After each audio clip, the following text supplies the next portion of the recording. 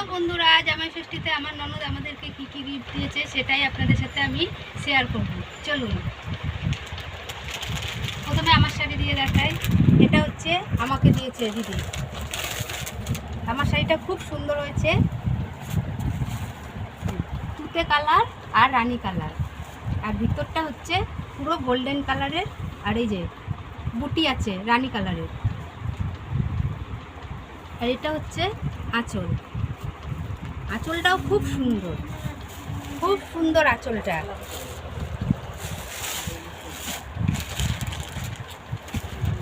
এটা হচ্ছে মার শাড়ি, মার শাড়িটাও খুব সুন্দর, পুরো লতানো শাড়িটায়। আর এটা হচ্ছে আঁচল,